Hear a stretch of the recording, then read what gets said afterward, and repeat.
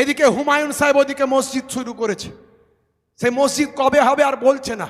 আমরা ভেবেছিলাম মনে হয় মসজিদ শুরু হয়ে গেল।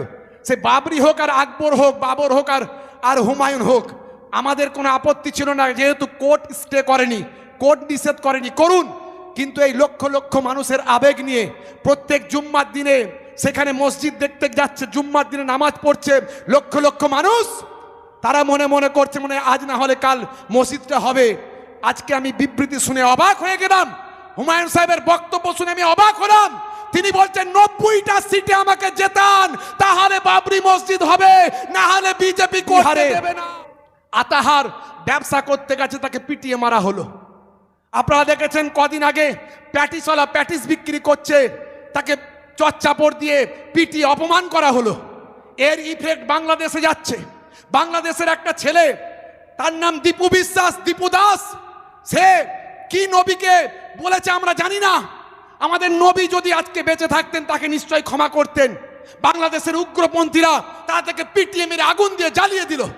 ওদিকে মালদার ছেলেটা আফরাজুল ভাই আমার মধ্যপ্রদেশে না উত্তর মধ্যপ্রদেশে ব্যবসা করতে গিয়েছিল, তাকে শম্ভু বলে একজন আগুনে পুড়িয়ে মেরে ফেললো। এই ধর্ম নিয়ে খেলছে কারা? আমি আপনাদের কাছে বলতে চাই, কেন্দ্র সরকারের যে দ্বিচারিতা, সেই দ্বিচারিতার কথা আপনারা জেনেছেন। তার একটার পর একটা সংখ্যালঘুদের পর কালা কানুন নিয়ে আসছে। ওপরে বলছে আমরা তো ভালোই করছি, আর ভিতরে ভিতরে আমাদের গোড়াটা কাটছে। মনে করছে সংখ্যালঘু মুসলমানরা কিছু বোঝে না। আমরা বুঝে গেছি, আমরা জানি তারা আমাদের একেবারে প্রকাশ্য শত্রুতে পরিণত হয়েছে। তাই তাদের নেতারা বলে মুসলমানরা আমাদের ভোট দেয় না আর দেবেও না, তারা জানে, আমরাও জানি। কিন্তু আমাদের সমস্যা রাজ্য সরকারকে নিয়ে। আমি মাননীয় মুখ্যমন্ত্রীর কাছে আবেদন করছি, আপনার প্রতি আমাদের আস্থা ছিল, আজও আছে, কিন্তু আগামীতে থাকবে কিনা সেই দায়িত্ব আপনাকে নিতে হবে। পশ্চিমবঙ্গের মুসলমানদের সঙ্গে কোন রকম পাঁয়তারাপনা চলবে না। আমরা ঘুমিয়ে নাই, জেগে উঠেছি। নারাই তাকবীর। এদিকে রাজ্য সরকার বলছে 1 নাম্বার খতিয়ানে তুলেছে বামফ্রন্ট। বামফ্রন্ট বলছে রাজ্য সরকার করছে, পোর্টালটা চালাচ্ছে যারা, তারা সব কারা বসে আছে। আমরা কি ভাবছেন চোখে কি মানে পটি বেঁধে রেখে দিয়েছি নাকি? এই প্রত্যেক আলেম ওলামাদের দেখতে পাচ্ছেন। আমরা আজও শ্রদ্ধার সঙ্গে রাজ্য সরকারের কাছে বলছি, আপনাদের আমরা ভোট দিয়েছি, আজও দিয়ে যাচ্ছি। এমন আস্থা তৈরি করুন যেন আগামী দিন দিতে পারি, না হলে কিন্তু এই মুসলমান আপনাদের গঙ্গায় ছুঁড়ে ফেলতে বেশিক্ষণ সময় লাগবে না। এই ল্যাবের পাওয়ার সম্পর্কে আপনাদের জানা নাই, লেকচারার্স অ্যাসোসিয়েশন অফ বেঙ্গলের ক্ষমতা সম্পর্কে আপনাদের জানা নাই। প্রত্যেকটা বক্তা প্রত্যেক দিন মিনিমাম 2 থেকে 4 হাজার মানুষের সামনে কথা বলে, 100টারও বেশি বক্তা আছে। প্রত্যেক দিন আমরা গ্রুপে একটা মেসেজ দেব, প্রত্যেকটা বক্তা এক এক নাইটে 4 লক্ষ মানুষের কাছে কথা পৌঁছাবে। তাই বলবো, আগুন নিয়ে কেউ খেলা করবেন না, এসআইআর নিয়ে খেলা করবেন না, ওয়াকআপ নিয়ে খেলা করবেন না। নির্বাচন কমিশন দলদাসে পরিণত হয়েছে, প্রত্যেক দিন নতুন নতুন আইন নিয়ে আসছে। বাপের ঘরে সম্পত্তি পেয়েছেন নাকি? হ্যাঁ, সাধারণ মানুষকে ছোটাবেন, প্রত্যেক দিন এটা ভুল ওটা ভুল সেটা ভুল করবেন। কারো নামের বানান ভুল হয়েছে, এ তো সারা জীবন ভুল হয়ে আসছে। এ ভুলটা করে কারা? সাধারণ মানুষ করে না যারা অফিসের দায়িত্বে আছে তারা করে? কারা ভুলটা করে? হ্যাঁ, এ তো সারা জীবন মরার আগে পর্যন্ত ভুল থাকবে।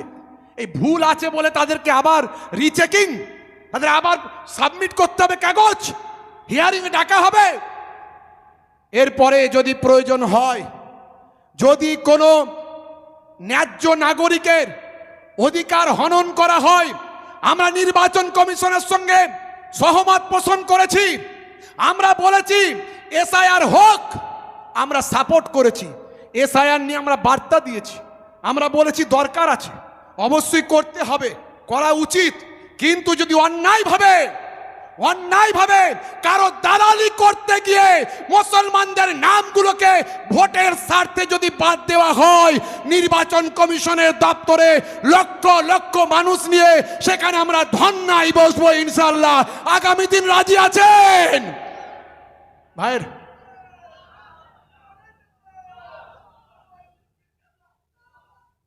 ভাইরা আমার, আমি আপনাদের কাছে বক্তব্য দীর্ঘায়িত করব না।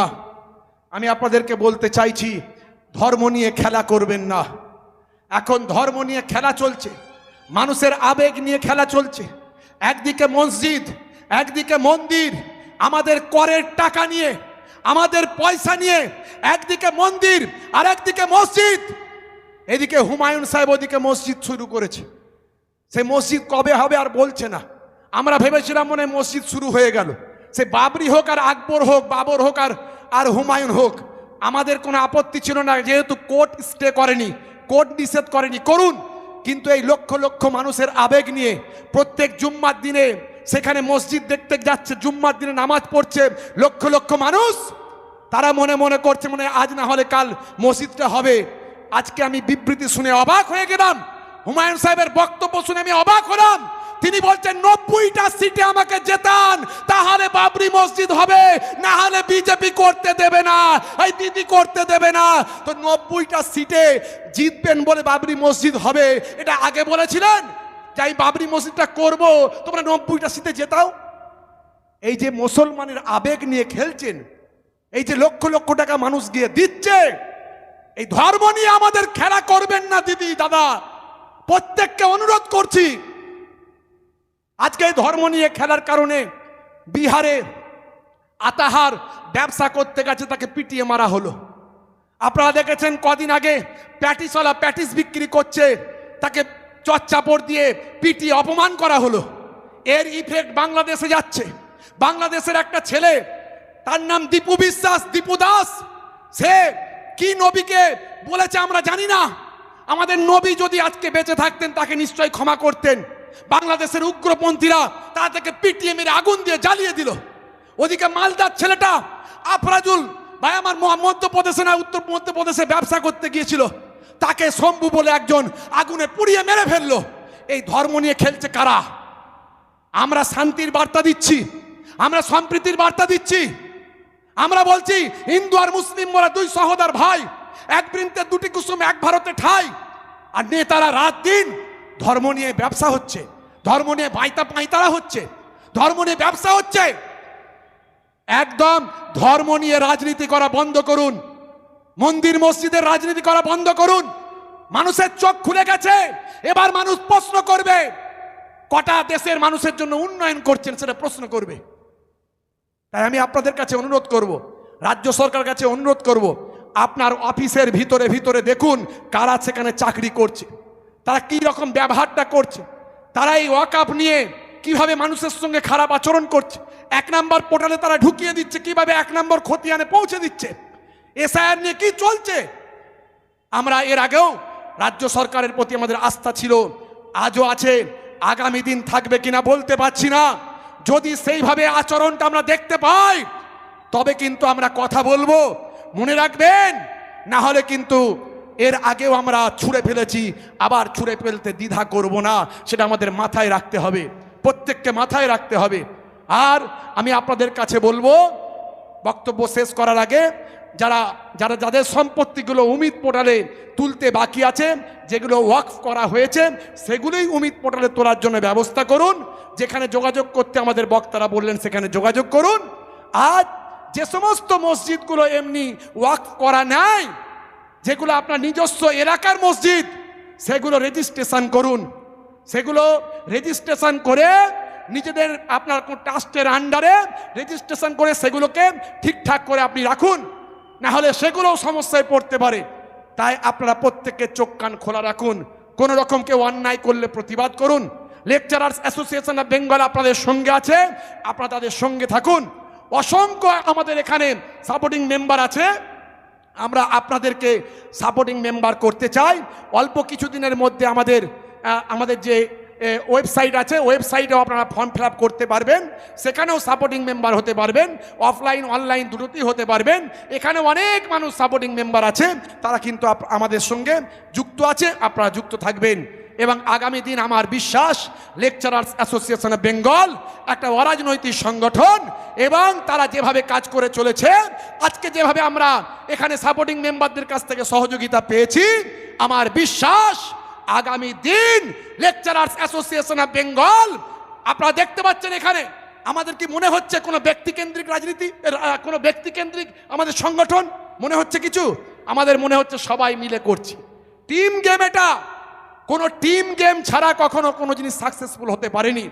এখন মুসলিম নেতারা সব ব্যক্তিকেন্দ্রিক বড় বড় মুসলিম নেতা হয়ে বসে আছে, আর মুসলমানদের বিপদে এক একটা করে ছোটখাটো সমাবেশ করছে, মিটিং করছে, তারা বলে দিচ্ছে আমরা মুসলমানদের রাহবার সেজে বসে আছি।